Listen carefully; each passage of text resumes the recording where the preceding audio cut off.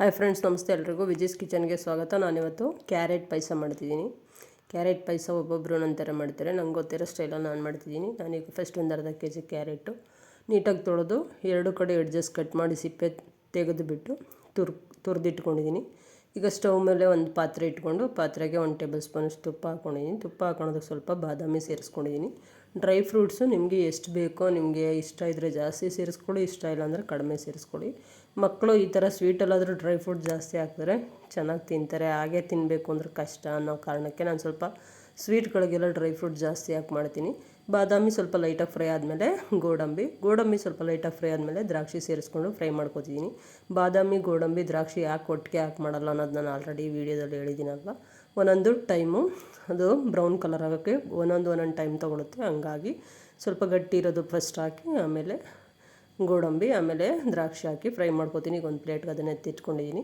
ಈಗ ಅದೇ ಪಾತ್ರೆಗೆ 1 ಟೇಬಲ್ ಸ್ಪೂನಷ್ಟು ತುಪ್ಪ ಸೇರಿಸ್ಕೊಂಡು ನಾನು ಕ್ಯಾರೆಟ್ ಏನು ತುರಿದು ಇಟ್ಕೊಂಡಿದ್ದೀನಲ್ಲ ಆ ಕ್ಯಾರೆಟ್ ಹಾಕಿ ಹಸಿ ಸ್ಮೆಲ್ ಹೋಗೋವರೆಗೂ ಇದನ್ನು ಫ್ರೈ ಮಾಡ್ಕೊತೀನಿ. ನಾನು ಊಟಿ ಕ್ಯಾರೆಟ್ ತೊಗೊಂಡಿದ್ದೀನಿ. ನೀವು ನಾರ್ಮಲ್ ಕ್ಯಾರೆಟಲ್ಲಾದರೂ ಮಾಡ್ಕೊಳ್ಳಿ ಅಥವಾ ಊಟಿ ಕ್ಯಾರೆಟಲ್ಲಾದ್ರೂ ಮಾಡ್ಕೊಳ್ಳಿ. ಅದರಲ್ಲಿ ಮಾಡಿದ್ರೂ ಟೇಸ್ಟು ಚೆನ್ನಾಗಿರುತ್ತೆ. ಕ್ಯಾರೆಟ್ ಹಲ್ವಾ ಆದರೂ, ಕ್ಯಾರೆಟ್ ಪಾಯಸ ಆದರೂ. ಈಗ ಆಲ್ಮೋಸ್ಟ್ ಕ್ಯಾರೆಟ್ ಹಲ್ವ ತುಂಬ ಜನಕ್ಕೆ ಮಾಡೋಕ್ಕೆ ಗೊತ್ತಿರುತ್ತೆ.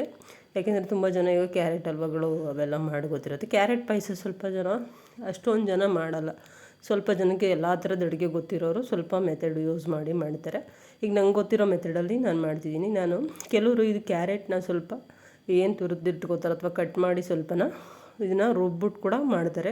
ನಾನಿಲ್ಲಿ ಕ್ಯಾರೆಟ ರುಬ್ತಾ ಇಲ್ಲ, ಅದೇ ಹಾಗೆ ಮಾಡ್ತಿದ್ದೀನಿ. ಈ ಕ್ಯಾರೆಟ್ನ ನಾನು ಹಸಿ ಸ್ಮೆಲ್ ಹೋಗೋವರೆಗೂ ಸ್ವಲ್ಪ ತುಪ್ಪ ಹಾಕಿ ಚೆನ್ನಾಗಿ ಫ್ರೈ ಮಾಡ್ಕೊತೀನಿ. ತುಪ್ಪ ಹಾಕಿ ಫ್ರೈ ಮಾಡ್ಕೊಳ್ಳೋದ್ರಿಂದ ಪಾಯಸದ ಫ್ಲೇವರು ತುಂಬ ಟೇಸ್ಟಿಯಾಗಿ ಬರುತ್ತೆ, ತುಂಬ ಚೆನ್ನಾಗಿರುತ್ತೆ. ಈಗ ನೋಡಿ, ಈಗ ಹಸಿ ವಾಸನೆ ಹೋಗೋವರೆಗೂ ಫ್ರೈ ಮಾಡ್ಕೊಂಡಾಗಿದೆ. ಒಂದು 5ರಿಂದ 10 ನಿಮಿಷ ಮೀಡಿಯಮ್ ಫ್ಲೇಮಲ್ಲಿ ಇಟ್ಕೊಂಡು ಈಗ ಇದಕ್ಕೆ ಕಾಫಿ ಲೋಟದಲ್ಲಿ 1 ಲೋಟದಷ್ಟು ನೀರು ಸೇರಿಸ್ಕೊತೀನಿ, ಅಷ್ಟೇ ಸಾಕು. ಕ್ಯಾರೆಟ್ ಸ್ವಲ್ಪ ಬೇಯಬೇಕಲ್ವ ತುರಿದಿರೋದು, ಹಾಗಾಗಿ ತುಂಬ ಏನಿಲ್ಲ, ಇದು ಸ್ವಲ್ಪ ಸಾಫ್ಟಾಗಿರುತ್ತೆ, ಹಂಗಾಗಿ ಬೇಗ ಬೇಯುತ್ತೆ. ಹಾಗಾಗಿ ನಾನು ಕಾಫಿ ಲೋಟದಲ್ಲಿ ಒಂದು ಲೋಟದಷ್ಟು ನೀರು ಸೇರಿಸ್ಕೊಂಡಿದ್ದೀನಿ. ನೀವು ಇನ್ನೂ ಯಾರೆಲ್ಲ ನನ್ನ ಚಾನಲ್ ಸಬ್ಸ್ಕ್ರೈಬ್ ಮಾಡದೆ ನೋಡ್ತಿದ್ದೀರಾ, ದಯವಿಟ್ಟು ಸಬ್ಸ್ಕ್ರೈಬ್ ಮಾಡ್ಕೊಂಡು ನೋಡಿ, ವಿಡಿಯೋಗೊಂದು ಲೈಕ್ ಕೊಡಿ, ನಿಮ್ಮ ಫ್ರೆಂಡ್ಸ್ಗೆಲ್ಲ ಶೇರ್ ಮಾಡಿ. ಹೊಸ ಈಸಿ ರೆಸಿಪೀಸ್ಗಾಗಿ ವಿಜೀಸ್ ಕಿಚನ್ನ ಸಬ್ಸ್ಕ್ರೈಬ್ ಮಾಡ್ಕೊಂಡು ಫಾಲೋ ಮಾಡೋದನ್ನಂತೂ ಮರಿಬೇಡಿ. ಈಗ ಇದಕ್ಕೆ ನಾನು ಸ್ವಲ್ಪ ಏಲಕ್ಕಿ ಸೇರಿಸ್ಕೊತಾ ಇದ್ದೀನಿ ಫ್ಲೇವರ್ಗೆ. ಇಷ್ಟ ಇಲ್ಲ ಅಂದರೆ ಬೇಕಾದ್ರೆ ಸ್ಕಿಪ್ ಮಾಡ್ಕೋಬೋದು, ಆದರೆ ಫ್ಲೇವರ್ ಚೆನ್ನಾಗಿರುತ್ತೆ ಏಲಕ್ಕಿ ಹಾಕ್ಕೊಂಡು ನಾನೀಗ 1-2 ನಿಮಿಷ ಮೀಡಿಯಮ್ ಫ್ಲೇಮಲ್ಲಿ ಚೆನ್ನಾಗಿ ಕೈ ಆಡಿಸ್ಕೊತಿದ್ದೀನಿ. ಮೀಡಿಯಮ್ ಫ್ಲೇಮಲ್ಲಿ ಇಟ್ಕೊಂಡು ಕ್ಯಾರೆಟು ಸ್ವಲ್ಪ ಬೇಯಬೇಕು. ಈಗ ಇದಕ್ಕೆ ಕ್ಯಾರೆಟ್ಗೆ ನಾನು ಸ್ವಲ್ಪ ಸಕ್ಕರೆ ಸೇರಿಸ್ಕೊತೀನಿ. ಸಕ್ಕರೆನೂ ಅಷ್ಟೇ ನೋಡ್ಕೊಂಡು ಹಾಕೋಬೇಕು. ಊಟಿ ಕ್ಯಾರೆಟ್ ಆಲ್ಮೋಸ್ಟು ಸ್ವಲ್ಪ ಸ್ವೀಟೇ ಇರುತ್ತೆ, ಹಾಗಾಗಿ ಸ್ವಲ್ಪನೇ ಸೇರಿಸ್ಕೊತೀನಿ. ಅಂದರೆ ನಾನು ನೀರು ಕುಡಿಯೋ ಲೋಟ ತೊಗೊಂಡು ಹಾಕ್ತಿರೋದು ಅರ್ಧ ಲೋಟ ಹಾಕೋತೀನಿ. ನಾನು ಇದಕ್ಕೆ ಹಾಲು ಕೂಡ ಯೂಸ್ ಮಾಡೋದ್ರಿಂದ ಅರ್ಧ ಲೋಟ ಸಕ್ಕರೆ ಯೂಸ್ ಮಾಡ್ತೀನಿ. ನಿಮ್ಗೆ ಹಾಲಿಲ್ಲ ಅಂದರೆ, ಹಾಲು ಬೇಡ ಅಂದರೆ ಸ್ಕಿಪ್ ಮಾಡ್ಕೋಬೋದು. ಕ್ಯಾರೆಟು ರುಬ್ಬಿಟ್ಟು ಕೂಡ ಮಾಡ್ಕೋಬೋದು. ಆವಾಗ ನೀವು ಸಕ್ಕರೆ ಸ್ವಲ್ಪ ಕಡಿಮೆ ಯೂಸ್ ಮಾಡ್ಕೋಬೇಕಾಗುತ್ತೆ. ಹಾಲು ಹಾಕ್ತೀನಲ್ಲ ನಾನು, ಹಾಗಾಗಿ ಸ್ವಲ್ಪ ಒಂದು ಅರ್ಧ ಲೋಟದಷ್ಟು ಸಕ್ಕರೆ ಸೇರಿಸ್ಕೊಂಡಿದ್ದೀನಿ. ಸಕ್ಕರೆ ಹಾಕಿ ಅದು ಸ್ವಲ್ಪ ನೀರು ಬಿಟ್ಕೊಳುತ್ತೆ. ಈಗ ಒಂದು 5 ನಿಮಿಷ ಬೆಂದರೆ ಸಾಕು. ಈಗ ಇದಕ್ಕೆ ನಾನು ಹಾಲು ಸೇರಿಸ್ಕೊತಾ ಇದ್ದೀನಿ ನೋಡಿ. ಹಾಲು ಹಸಿ ಹಾಲಾದರೂ ಹಾಕ್ಕೋಬೋದು ಅಥವಾ ಕಾಯಿಸಿರೋ ಹಾಲಾದರೂ ಓಕೆ. ಸೇರಿಸ್ಕೊಂಡು ಇದನ್ನ ಚೆನ್ನಾಗಿ ಮಿಕ್ಸ್ ಮಾಡ್ಕೊತೀನಿ. ಇದನ್ನು ಚೆನ್ನಾಗಿ ಮಿಕ್ಸ್ ಮಾಡ್ಕೊಂಡು, ಇದು ಪಾಯಸ ಈಗ ಏನಾಗುತ್ತೆ, ಹಾಲು ಹಾಕಿ ಸ್ವಲ್ಪ ನೀರು ಹಾಕಿ ಕುದಿಸ್ಕೊಂಡು ಆಮೇಲೆ ಹಾಲು ಹಾಕಿರೋದ್ರಿಂದ ಅಷ್ಟು ತಿಕ್ನೆಸ್ ಇರೋಲ್ಲ ಪಾಯಸ. ತೆಳುವಾಗಿ ಬೇಕು ಹೀಗೆ ತಿಂತೀವಿ ಅಂದರೆ ಹಾಗೆ ತಿನ್ಬೋದು, ಇಲ್ಲ ಸ್ವಲ್ಪ ತಿಕ್ನೆಸ್ ಬೇಕು ಅಂದರೆ ಅದೇ ಕೆಲವರು ಕ್ಯಾರೆಟು ರುಬ್ಬಿ ಮಾಡ್ತಾರೆ. ನಾನು ಇದಕ್ಕೆ ಸ್ವಲ್ಪ ಬಾದಾಮಿ ಮತ್ತು ಗೋಡಂಬಿ ಒಂದು 5ರಿಂದ 10 ನಿಮಿಷ ನೆನೆಸಿಟ್ಟು ಒಂದು 8 ಬಾದಾಮಿ ಮತ್ತು ಒಂದು 5ರಿಂದ 6 ಗೋಡಂಬಿ ನೆನೆಸಿರೋದನ್ನು ಸ್ವಲ್ಪ ಪೇಸ್ಟ್ ಥರ ಮಾಡಿ ಇದಕ್ಕೆ ಸೇರಿಸ್ಕೊತೀನಿ. ಒಂದು ಟೇಬಲ್ ಸ್ಪೂನಷ್ಟು ಪೇಸ್ಟ್ ಆಗಿದೆ, ಅದನ್ನು ಇದಕ್ಕೆ ಸೇರಿಸ್ಕೊಂಡು ಚೆನ್ನಾಗಿ ಮಿಕ್ಸ್ ಮಾಡ್ಕೊತಿದ್ದೀನಿ. ಬಾದಾಮಿ ಮತ್ತು ಗೋಡಂಬಿ ಸ್ವಲ್ಪ ರುಬ್ಬಿ ಹಾಕೋದ್ರಿಂದ ಒಳ್ಳೆ ಟೇಸ್ಟ್ ಅಂತೂ ಬರುತ್ತೆ ಇದು ಪಾಯಸ.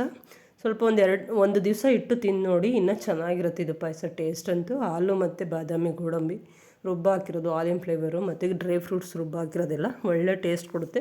ನಿಮಗಿದು ಬಾದಾಮಿದು ರುಬ್ಬಕ್ಕೆ ಇಷ್ಟ ಇಲ್ಲ ಅಂದರೆ ನೀವು ಕ್ಯಾರೆಟೇ ಸ್ವಲ್ಪ ಮಾಡ್ಬೋದು. ಇಷ್ಟು ತಿಕ್ನೆಸ್ ಬರೋಲ್ಲ, ಸ್ವಲ್ಪ ತೆಳು ಇರುತ್ತೆ, ಆದರೆ ಟೇಸ್ಟ್ ಅಂತೂ ಚೆನ್ನಾಗಿರುತ್ತೆ. ಈಗ ದ್ರಾಕ್ಷಿ, ಗೋಡಂಬಿ, ಬಾದಾಮಿ ಏನೆಲ್ಲ ತುಪ್ಪದಲ್ಲಿ ಎತ್ತಿಟ್ಕೊಂಡಿದ್ನಲ್ಲ ಅದನ್ನು ಇದಕ್ಕೆ ಸೇರಿಸ್ಕೊತಿದ್ದೀನಿ. ಈಗ ಕ್ಯಾರೆಟ್ ಪಾಯಸ ರೆಡಿ ಆಗಿದೆ.